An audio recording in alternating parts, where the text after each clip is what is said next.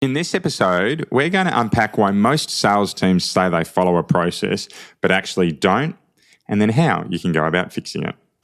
Welcome to Sales Growth Made Simple, the show helping 7 to 8 figure trade, construction and industry sales and business leaders finally end the stress of inconsistent sales by simplifying your sales systems so your team can close more deals and grow faster. I'm your host, Ben Wright, a leader who has been building businesses and sales teams just like you for the last 20 years.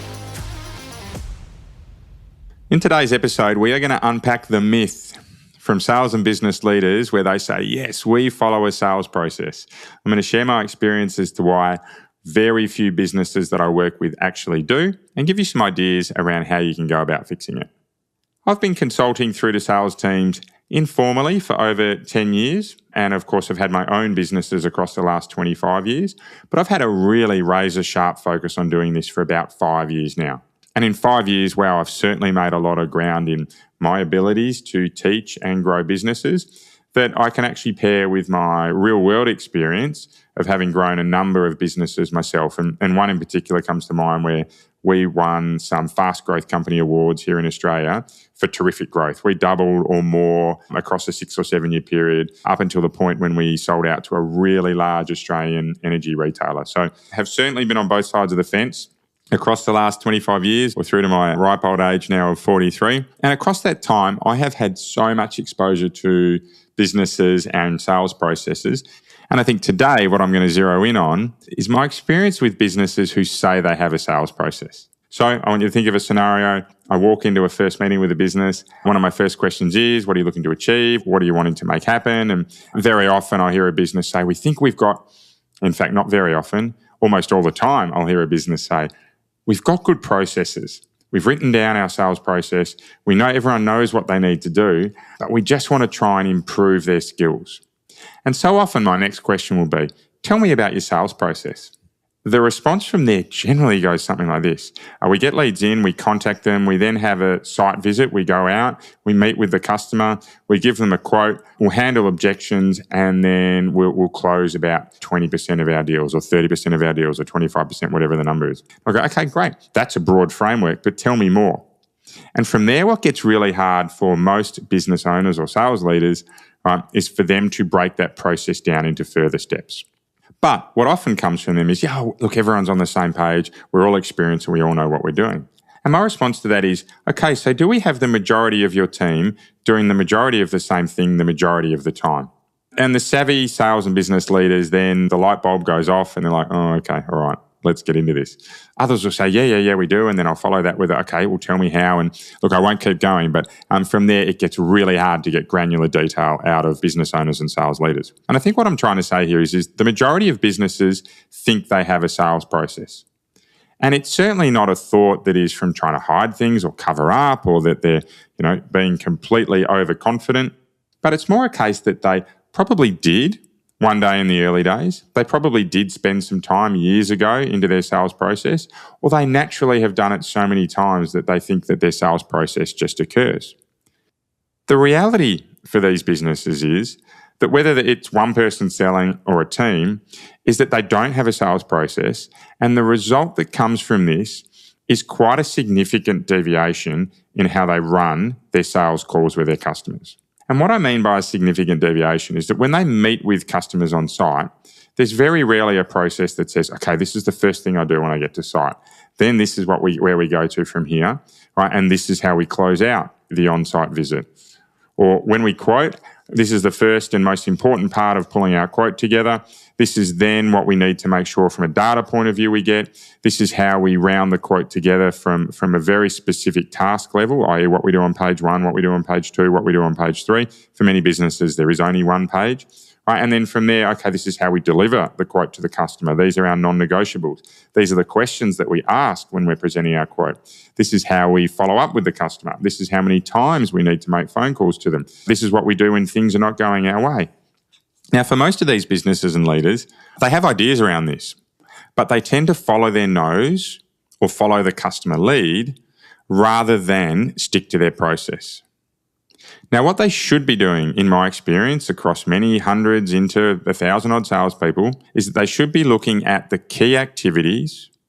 So not writing scripts. I think it's really important to really differentiate here. This is not about having everything written down. We create robots, right? We could just go and get an AI agent if that's what we wanted. But what they should be doing is having the key steps of their process written down so that they can follow it the majority of the time. The reason is generally when you're writing this process down, you're going to be writing down your best process. You're going to be thinking about deals that you closed that got exceptional results, or times when you know that you're going to get a yes, or the types of customers that you should be selling to, or the scenarios where you're going to quote a type of product versus a different product, how you're going to present quotes to customers, when you're going to present quotes to customers, how you're going to talk them through potential objections before they come up. The best objection handlers I've ever known are the ones who don't get any or get very few because they handle them so early in the process. So a good process, or in fact, I should say an actual sales process existing, is all based on taking what you do really well and trying to replicate it as often as possible. And certainly with the teams that we're working with, we will document a one-page sales process with every single one of them. And by documenting that process, we're making sure that they are following the rules or following what works as much as they can and putting them in a position to get a yes more often than not. So most sales or business leaders, in my experience, and I've had plenty of it, think they have a sales process, but generally just follow their nose from an accrued level of skill they've built up over the last period of time. Whereas those that are really successful are building out an actual sales process to make sure it delivers. So the question I think for today is, what can you do about it? If you don't have a sales process, or you think you have one, but you want to test it if it's the right one or not, what can you actually do about it? Thankfully, there's a really tried and tested way that we use that works here, right? And it involves bringing together any key people in your business who are part of the sales process. If you're doing the sales on your own, which a huge number of people we work with are, if you're doing the sales on your own, then you either do it yourself or you get someone to help you do it. Either way is completely fine as long as you get the result of a process written down.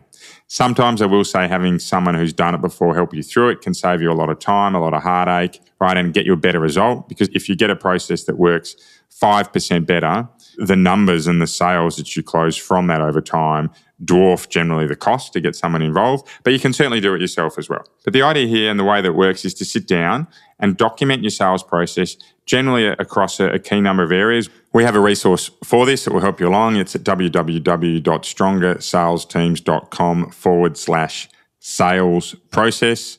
We'll put that link in the transcript notes so you can click on it if you need to.